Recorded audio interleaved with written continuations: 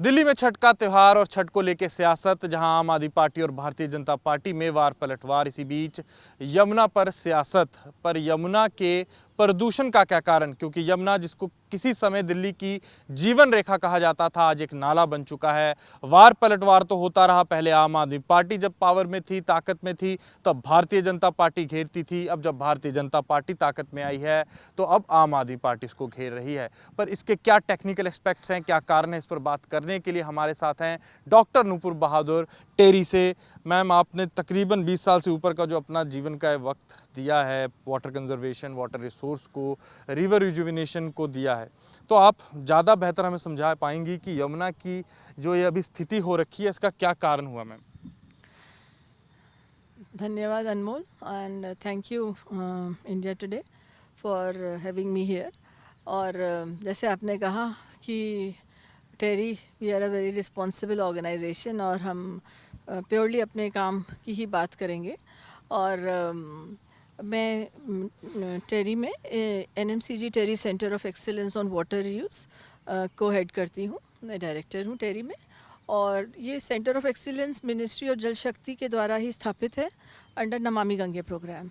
सो ये सेंटर का जो ऑब्जेक्टिव ही हमारे काम का है, we work towards pollution abatement, understanding the causes of pollution in river rejuvenation, कैसे पानी को साफ़ किया जाए। वाटर यूज़ आज कंट्री में एक बहुत बड़ी ज़रूरत बन गया है, तो हम कैसे इन एस्पेक्ट्स को लेके आएँ। और हमारा जो सेंटर है इसी के आसपास काम करता है, teaching, research, technology development, PhD, policy, advocacy, consultancy, तो ये सब हम लोग के काम हैं। और हम लोग गंगा पे तो हमने काम किया ही है, और हमारी टेक्नोलॉजीज़ जो सेंटर से डेवलप हुई वो नमामि गंगे प्रोग्राम में इम्प्लीमेंट भी हुई हैं कानपुर में टेक्सटाइल क्लस्टर्स में। तो एक इस तरह से आई कैन से कि पिछले 20 साल 25 साल का एक्सपीरियंस से एक जो अंडरस्टैंडिंग डेवलप हुई है, और पर्टिकुलरली यमुना पे पिछले 2 साल से हम काम कर रहे हैं। और एक प्रोजेक्ट हमें लास्ट ईयर जो मिला, और इस साल हमने उसकी फ़ाइनल रिपोर्ट्स दी, तो हमें एक बहुत बेहतरीन चांस मिला। Department of environment, Delhi government का फंडेड प्रोजेक्ट था, और इससे हमें ज़्यादा अच्छे से समझने को मिला यमुना के बारे में। तो हमने क्या किया कि 52 लोकेशंस अक्रॉस दिल्ली, जिसमें कि रिवर स्ट्रेचेस कवर करें, CETPs कवर करें, कॉमन एफ्लुएंट ट्रीटमेंट प्लांट जो इंडस्ट्रियल एरियाज़ में होते हैं, सीवेज ट्रीटमेंट प्लांट्स विज़िट करें, धोबी घाट्स को विज़िट किया, अनऑथराइज कॉलोनीज़ को, और नजफगढ़ ड्रेन एरिया को। सो इतना कुछ स्टडी करने के बाद हमें इतनी बात जो हमारी अंडरस्टैंडिंग है वो ये समझ में आती है, क्योंकि वो पर्टिकुलर प्रोजेक्ट था to study frothing in river Yamuna in Delhi. So हम इतना समझ पाए कि फ्रॉथिंग तो एक एस्पेक्ट है पोल्यूशन का, एंड फ्रॉथिंग जिसे कहते हैं ना, आप जो आपको आँखों से दिखता है, it's a visually what you see, but असल में यदि फ्रॉथिंग हो रही है किसी रिवर में, it means pollution is very very high. यानी तो वाटर क्वालिटी की जो हम बात कर सकते हैं वो बहुत ख़राब रही है। और यदि जैसे आज हम बहुत खुशी हो रही है कि जो एफ़र्ट्स गवर्नमेंट्स ने किए, और हम एज अ रिसर्चर और एज अ रिसर्च ऑर्गेनाइजेशन जो भी हमने short medium long term recommendations दी, at least short term recommendations implement हुई, आज हम सामने देख पा रहे हैं, उन पे काम हुआ। So as a stakeholder valuable team हमने जो काम किया और जो एफर्ट्स गवर्नमेंट के आज सामने दिख रहे हैं, एटलीस्ट इस साल froth free Yamuna, froth free Chhath तो रही, ये तो हमें मानना पड़ेगा। और उससे अब यदि हम समझें कि फ्रॉथिंग के रीज़न्स क्या रहे, तो देखिए फ्रॉथिंग का रीज़न क्या होता है, जब 2-3 फैक्टर्स जो कि major factors when they come together, जैसे कहते हैं ट्रिगरिंग फैक्टर्स। सो पहला ट्रिगरिंग फैक्टर तो होता है वाटर क्वालिटी। यदि वाटर क्वालिटी अपने आप में ही पुअर है, उसमें अनट्रीटेड सीवेज आ रहा है, अमोनिया, फॉस्फेट लेवल बहुत हाई हैं, और अनट्रीटेड सीवेज से फीकल कॉलीफॉर्म बहुत मात्रा में आता है। फिर कई अनऑथराइज कॉलोनीज से डायरेक्ट सीवेज आ रहा है। कुछ STP प्लांट्स हैं, सीवेज ट्रीटमेंट प्लांट्स, कुछ जो कंप्लाइंट नहीं हैं, वो एडिक्वेट ट्रीट नहीं कर पा रहे, और यदि उनका पानी आता है।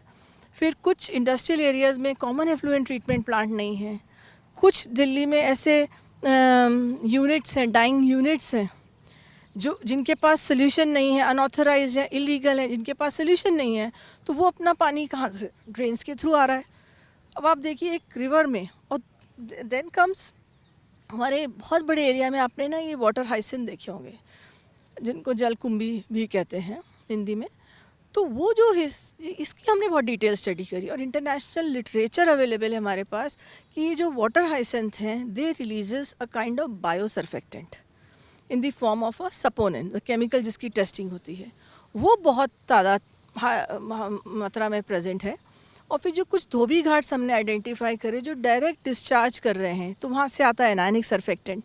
सो जस्ट इमेजिन एक रिवर में ऑलरेडी इतना पोल्यूशन, कई जगह डीओ लेवल्स बहुत कम हैं, डीसिल्टिंग नहीं हुई थी पहले, और वाटर कई जगह स्टैगनेंट था, तो low DO, high BOD COD values, high ammonia phosphate together with high fecal coliform and high surfactants, both bio and anionic surfactant. Just imagine with this water quality Yamuna was there. And second triggering factor is when first few rains and high in rainy season, जैसे 2023 में 600 के करीब था millimetre, 2024 में 1300 कुछ। Just imagine more than double जब आपका rain आएगा, उसके साथ जो फ्लो आता है मेंटेन करने के लिए आपको बैराज के गेट्स ओपन करने पड़ते हैं। And for over the years जो एक स्लज बेड होता है एक रिवर का, और यदि डीसिल्टिंग ना हो तो just imagine with this high pollution, water flowing with high water flows, और वो जब एक बैराज की हाइट से गिरता है और जो टर्बुलेंस क्रिएट होती है, that pollution comes out in the form visually, जो आपको फ्रॉथ दिख रहा है, is actually the pollution in the river.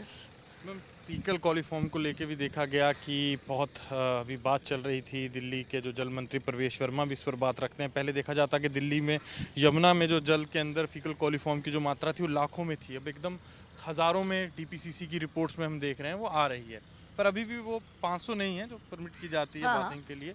But हाँ, पर ये बदलाव कैसे आया मैम, जो मतलब हम देख रहे हैं कि यमुना में पानी भी जो है पहले से थोड़ा बेहतर दिखने लगा है। अब कुछ लोग कह रहे हैं कि पीछे हथनीकुंड बैराज से पानी छोड़ा गया, उसके कारण जो गंदा पानी था वो आगे चला गया, इसमें अब कितनी सच्चाई है मैम इस फैक्ट में? और सेकंड मैम, जो ये जो फीकल कॉलीफॉर्म हो गया या पीएच वैल्यू हो गई, इसमें जो तब्दीली आई है वो कितनी तब्दीली आई है मैम, और कैसे आई है मैम? देखिए, यदि हथनीकुंड से पानी छोड़ा गया तो ये तो हम सभी चाहेंगे ना कि रिवर में एक इकोलॉजिकल फ्लो बहुत ज़रूरी है। तो ये तो हमने अपनी भी रिकमेंडेशंस में दिया है कि रिवर में वाटर फ्लो होना चाहिए, और यदि पानी छोड़ा भी गया तो ये तो अच्छी बात है कि इतना पानी है हमारे पास कि वो छोड़ा गया, to maintain the E flows और इकोलॉजिकल फ्लो। और यदि उससे साफ भी हो गया तो यही तो एक रिवर की क्वालिटी है। River has a natural tendency to clean itself, जो हम बोलते हैं वो यही मतलब है उसका। आप उसमें पानी तो अच्छा भेजिए, चाहे आप छोड़ के भेजिए चाहे ट्रीट करके भेजिए, यदि आपने साफ़ पानी रिवर में भेजा तो रिवर की अपने आप नेचुरल टेंडेंसी है to clean itself and flow. और जो आपने दूसरा क्वेश्चन आपने पूछा कि चेंज आया, देखिए ये फीकल कॉलीफॉर्म में जो इतना चेंज आया, 3 लॉग रिडक्शंस तो हमारे रिजल्ट्स में आए हैं, वो उसका मेरी समझ से जो रीज़न्स हैं कि जो अनट्रीटेड सीवेज पहले जा रहा था वो डाइवर्ट किया गया, अब एसटीपी से ट्रीटेड सीवेज यमुना में आ रहा है। अगेन हमें कुछ पानी ट्रीटेड वाटर को रिवर में डालना ही पड़ता है टू मेंटेन द फ्लोज। और दूसरा डीसिल्टिंग हो रही है, फिर आपका ड्रेन्स को टैप किया जा रहा है for diverting them for treatment. तो ये सारे तो अच्छे काम हो रहे हैं ना, और उसका नतीजा देखिए, जो भी काम हो रहे हैं उसी का नतीजा है कि एटलीस्ट आज फ्रॉथ नहीं है। और यही कंसिस्टेंट एफर्ट्स रहे अगले 2 साल 3 साल।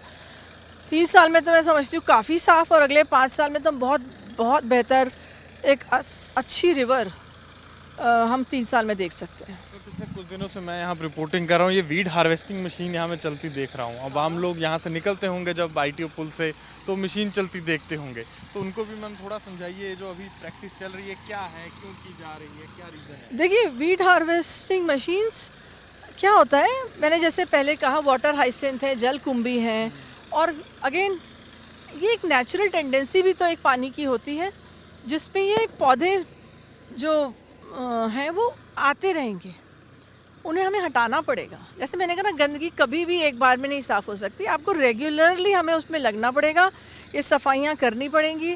तो इससे देखिए कितने फ़ायदे हैं, ना सिर्फ आपका कूड़ा कचरा साफ़ हो रहा है, आपके वीड्स हट रहे हैं।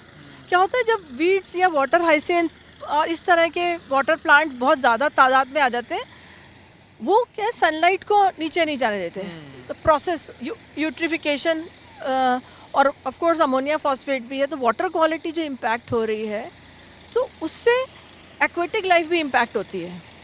तो ये करना तो बहुत ज़रूरी है, और ये तो सरफेस वाटर के लिए है। इससे आप देखिए वाटर में आपका ये चल रहा है, कम से कम एरेटर काइंड ऑफ एरेशन भी हो रहा है, और आपके डीओ लेवल्स ही मेंटेन है, तो ये तो बहुत बढ़िया है।